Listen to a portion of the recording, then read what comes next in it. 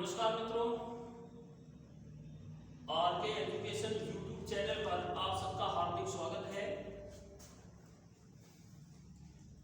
अपन राजस्थान इतिहास में कल तक 1857 की क्रांति पढ़ रहे थे। आज अपन एक नया इतिहास आमेर बीकानेर का इतिहास पढ़ेंगे। आमेर के इतिहास की सभी क्लासें आपको यूट्यूब चैनल पर डाल दी गई है। तो आज अपन एक छोटा इतिहास है लेकिन बहुत महत्वपूर्ण इतिहास है।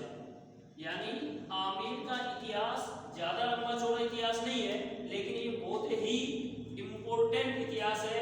परीक्षा में प्रश्न इसमें से पूछ लिए जाते हैं। तो आमेर का इतिहास अपन पढ़ने वाले हैं आज। और आमेर इस बीकानेर में राठौर वंश शासन करेगा। कौन सा वंश शासन करेगा? राठौर वंश। तो पहला प्रश्न अपने से ये पूछा जाए कि बीकानेर में कौन सा वंश शासन करता था, तो उसका उत्तर होगा राठौर वंश। राठौर वंश मुख्य रूप से ध्यान रखना मारवाड़ यानी कि जोधपुर और बीकानेर में ही मुख्य रूप से राठौर वंश ने शासन किया था। यदि अभी तक आपने अपने YouTube चैनल को सब्सक्राइब नहीं किया है तो आप सब्सक्राइब जरूर कर लें और अधिक से अधिक इसको लिंक को शेयर जरूर करें। बीकानेर में राठौर वंश शासन कर रहा है तो ध्यान रखना, आपको मालूम होगा रणमल राठौर था और उस रणमल राठौर का एक बेटा था जिसका नाम था राव जोधा। कौन था? राव जोधा। और इस राव जोधा का कौन सा बेटा? राव जोधा का पांचवा बेटा। कौन सा बेटा था? पांचवा बेटा। पांचवा बेटा था, उसका नाम था राव बीका। राव जोधा का पांचवा बेटा कौन था? राव बीका था। और इस बीका ने किसका आशीर्वाद लिया? करणी माता का। करणी माता के आशीर्वाद से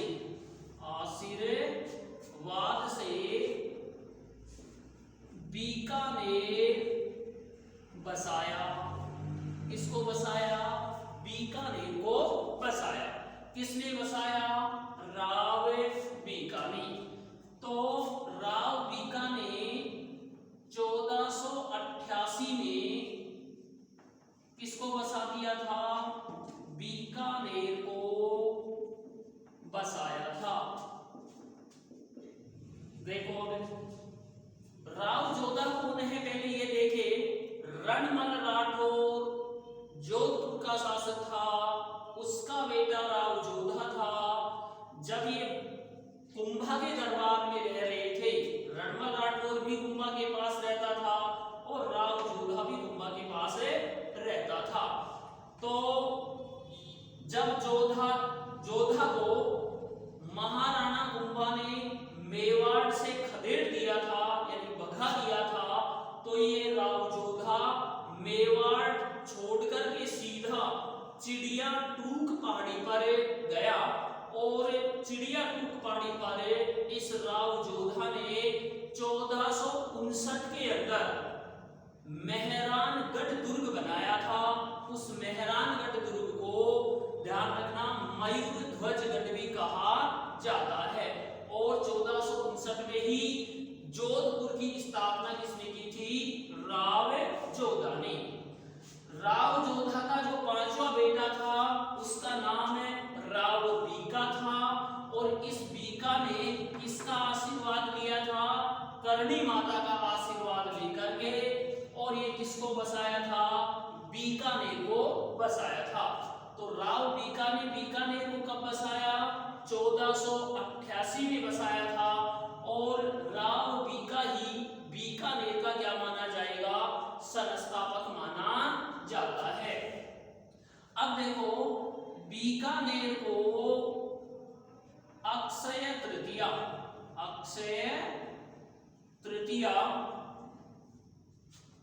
को बसाया गया था। यानी 1488 में तो बसाया गया था, यानी इसकी स्थापना 1488 में हुई थी, लेकिन वो स्थापना पूरी कब हुई थी, किस तिथि को हुई थी, अक्षय तृतीया को इसकी स्थापना हुई थी। और इस अक्षय तृतीया को आखा तीज कहा जाता है। क्या कहा जाता है, आखा तीज भी कहते हैं, आखा तीज भी कहते हैं। आखा तीज को ही ध्यान रखना बीकानेर दिवस मनाया जाता है। जैसे जयपुर का पूछे कि जयपुर दिवस कब मनाया जाता है, तो ध्यान रखना उसकी डेट फिक्स है 18 नवंबर। 18 नवंबर को जयपुर दिवस मनाया जाता है, लेकिन बीकानेर की कोई डेट निर्धारित नहीं है। बीकानेर की जो स्थापना दिवस का है डेट न होकर के उसकी तिथि निर्धारित है कि अक्षय तृतीया के दिन बीकानेर में बीकानेर दिवस मनाया जाता है। अक्षय तृतीया को ही आखा तीज कहते हैं। इस अक्षय तृतीया को बीकानेर दिवस मनाया जाता है। कौन सा दिवस मनाया जाता है, बीकानेर दिवस मनाया जाता है। अक्षय तृतीया को भारत में सबसे ज्यादा, भारत में सर्वाधिक बाल विवाह होते हैं। ध्यान रखना बाल विवाह होते हैं। और इसी अक्षय तृतीया को किसान हल की पूजा करता है। हल की क्या करता है, पूजा करता है। ये बातें आपको ध्यान रखनी है कि बीकानेर का इतिहास अपन पढ़ रहे हैं, तो बीकानेर में कौन सा वंश शासन करता है, राठौर वंश शासन करता है। राव जोधा इसका 5वां बेटा था, उसका नाम राव बीका था। और बीका ने किसका आशीर्वाद लिया था, करणी माता का। करणी माता का आशीर्वाद लेकर ही किसको बसाया, बीकानेर को बसाया था। राव बीका के द्वारा बीकानेर कब बसाया गया था, 1488 में। और इसी बीका को बीकानेर का संस्थापक भी माना जाता है। अब बीकानेर दिवस मनाया कब जाता है, तो बीकानेर दिवस ध्यान रखना अक्षय तृतीया को मनाया जाता है। और इस अक्षय तृतीया को ही दूसरे रूप में आखा तीज कहा जाता है। आखा तीज के दिन बीकानेर में कौन सा दिवस मनाया जाएगा, बीकानेर दिवस मनाया जाता है। और अक्षय तृतीया यानी कि आखा तीज के दिन भारत में सर्वाधिक बाल विवाह होते हैं। किसान अपने हल की साथ अनाज लेकर के, और किसान अपने हल की क्या करता है, इसी दिन पूजा भी करता है। उसके बाद में देखो एक ग्रंथ लिखा गया था, ये अपना एक ग्रंथ है और इस ग्रंथ का नाम है राव जैतसिरो छंद।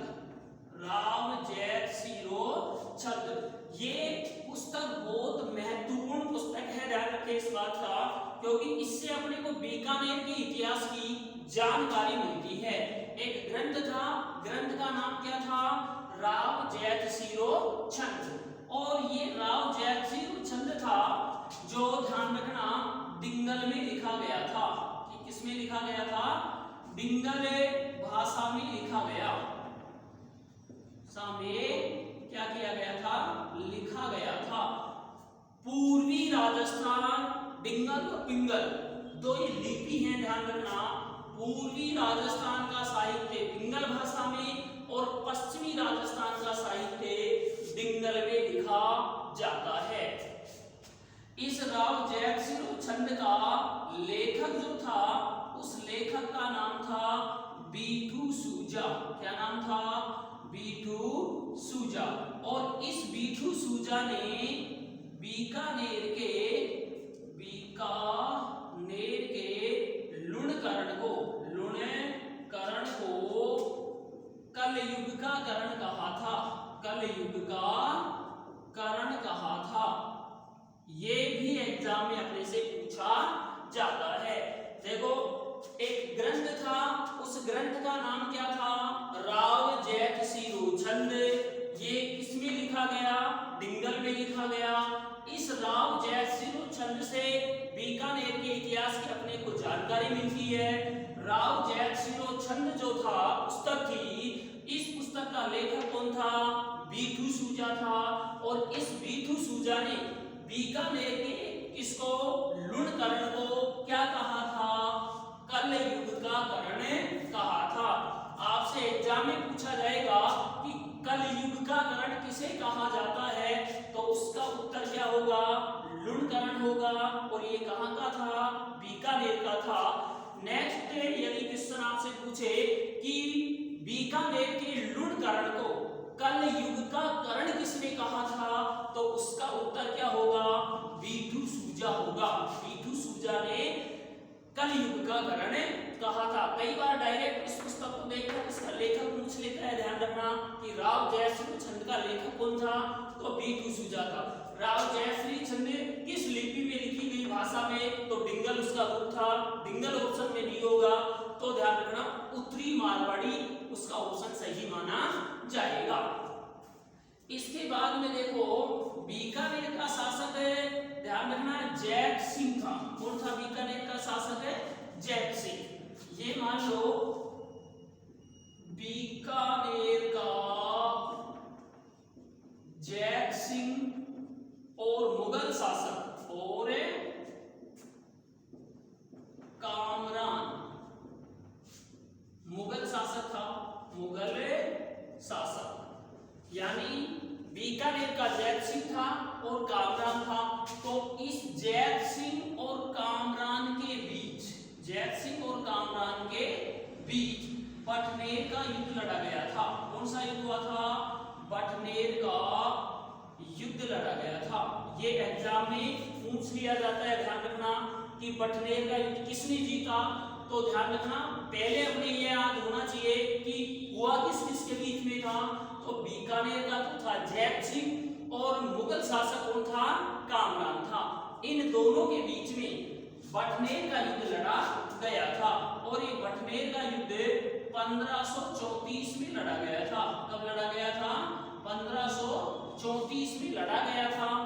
बटनेर का जो युद्ध था वो ध्यान रखना हनुमानगढ़ जिले में लड़ा गया था। कहाँ लड़ा गया था?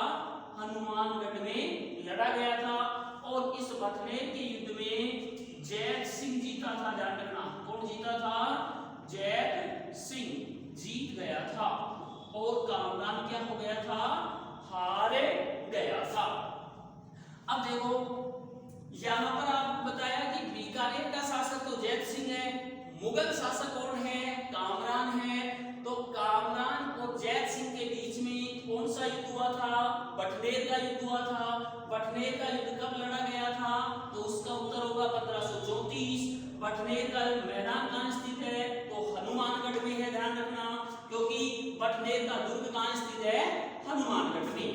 और इस बटनेर के युद्ध में जीत कौन गया था? जैत सिंह जीत गया था। उसके बाद में देखो इस बटनेर के युद्ध के बाद में ये जैत सिंह भी मारा गया था। युद्ध में ही मारा गया था। ध्यान रखना बीकानेर का जैत सिंह 1541 के पहोबा युद्ध में, कौन से युद्ध में? पहोबा युद्ध में लड़ता हुआ क्या हो गया था? मारा गया था।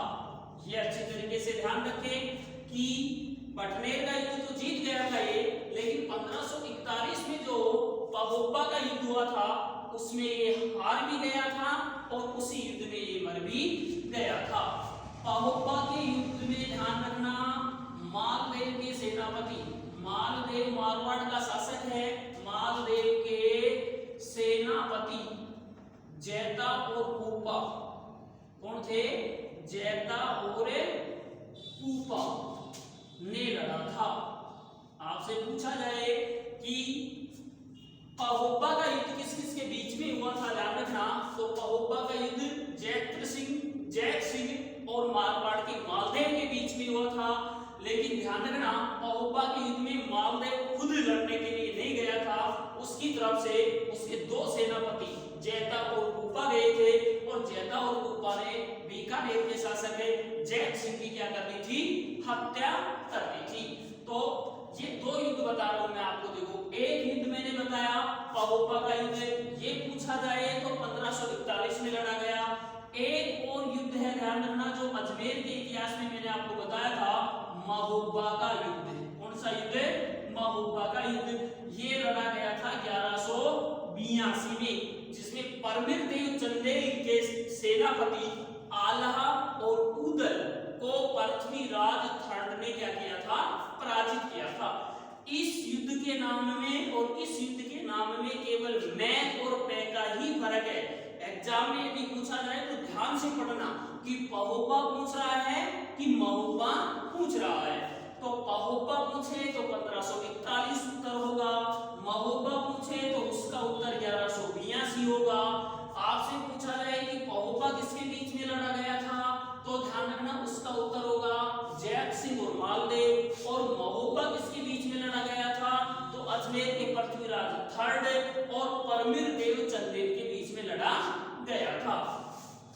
उसके बाद में देखिए जैत सिंह का, इस जैत सिंह का बेटा था वो कल्याणमल था। कौन था?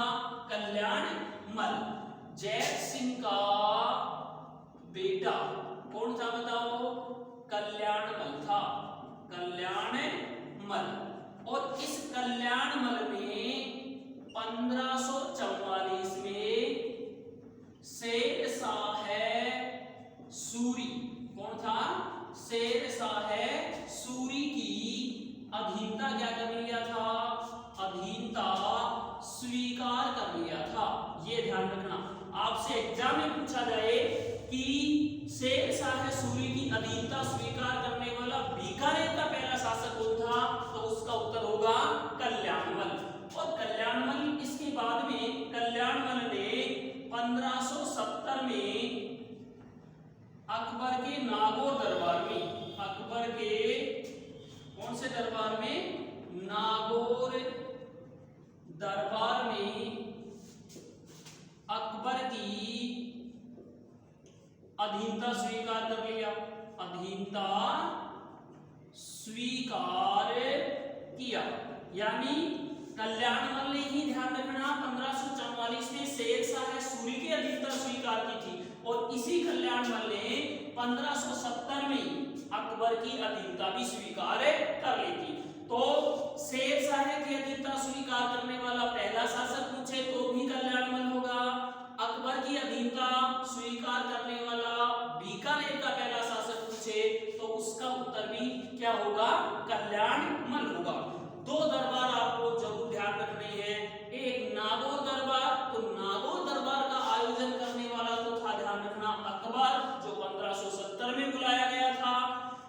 और एक ध्यान रखना आगरा दरबार और बुलाया गया था, और आगरा दरबार जो था वो औरंगजेब के द्वारा बुलाया गया था। अब देखो 1544 में सूरी की अधीनता तो स्वीकार की थी इसने, लेकिन ध्यान रखना इस कल्याणमल ने 1570 में जब अकबर की अधीनता नागौर दरबार में इसने स्वीकार की थी, तो अधीनता स्वीकार करने के साथ साथ इस कल्याणमल के दो बेटे थे। कल्याणमल के कितने बेटे थे? दो। एक का नाम था राय सिंह, बहुत महत्वपूर्ण शासक है, ध्यान रखना।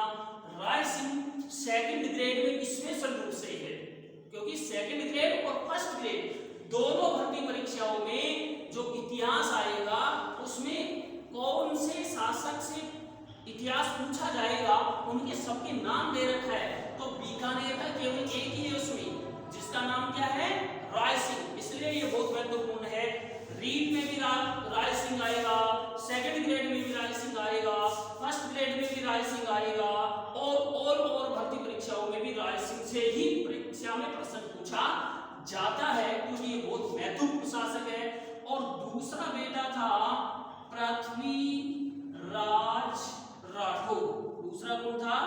पृथ्वीराज राठौर। इन दोनों को कहां भेज दिया था? अकबर की सेवा में। कहां भेज दिया? अकबर की सेवा में।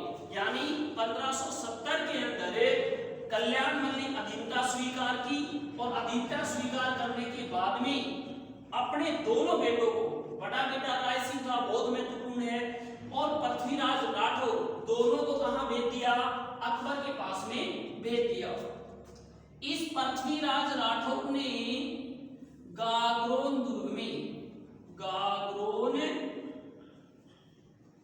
पृथ्वीराज राठौर गागरोन दुर्ग में रहकर वेली किशन रुक्मणी ख्यात, वेली किशन रुक्मणी ख्यात एक क्या लिखी थी, पुस्तक लिखी थी। ये परीक्षा में पूछी जाती है, ध्यान रखना कि वेली किशन रुक्मणी ख्यात, एक बार सेकंड ग्रेड में पूछा गया प्रश्न है ये कि वेली किशन रुक्मणी ख्यात कौन सी भाषा में लिखी गई। उसमें था उत्तरी मारवाड़ी, पूर्वी मारवाड़ी, पश्चिमी मारवाड़ी और दक्षिणी मारवाड़ी। तो ये बहुत महत्वपूर्ण पुस्तक है, ध्यान रखना कि पृथ्वीराज राठौर गागरोन दुर्ग जो राजस्थान का एकमात्र जल दुर्ग माना जाता है, इसी को उदय दुर्ग भी कहा जाता है। ये भी आता है कि राजस्थान का जल दुर्ग कौन सा है, तो गागरोन झालावाड़ में है, काली सिंध नदी के तट पर। और पृथ्वीराज राठौर इस गागरोन दुर्ग में रह करके और कौन सी पुस्तक लिखी थी, वेली किशन रुक्मणी ख्यात पुस्तक लिखी थी। और वेली किशन रुक्मणी ख्यात ध्यान रखना उत्तरी मारवाड़ी में लिखी हुई है। किसमें लिखी हुई है, उत्तरी मारवाड़ी भाषा में लिखी हुई है। उत्तरी मारवाड़ी नहीं होगा तो इसका उत्तर माना जाएगा डिंगल। क्या माना जाएगा, डिंगल। उत्तरी मारवाड़ी पुस्तक को पांचवा वेद मानते हैं। कौन सा वेद मानते हैं, पांचवा वेद भी मानते हैं।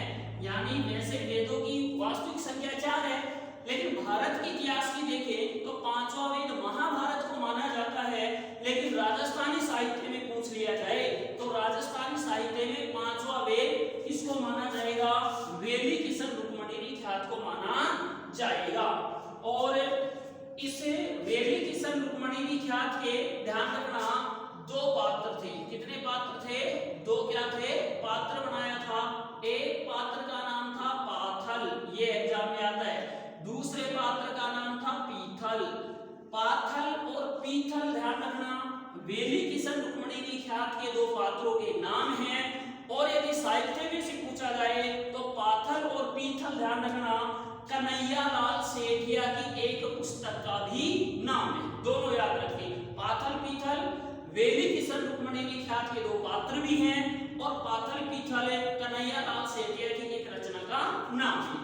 अब आपसे पूछा जाएगा कि पाथल किसे कहा जाता है, तो पाथल ध्यान रखना महाराणा प्रताप को कहा गया था इस पुस्तक में। और पीथल किसे कहा गया, तो पीथल ध्यान रखना शिवम को कहा था।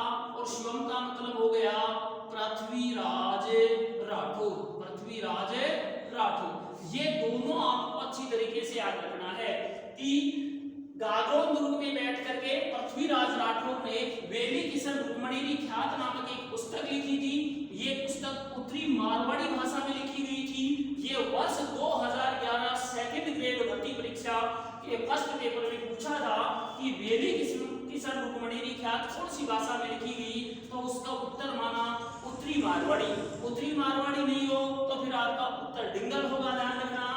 वेली किशन रुक्मणी ख्यात बहुत ऐतिहासिक पुस्तक है, इसलिए इसको राजस्थानी साहित्य का 5वां वेद मानते हैं।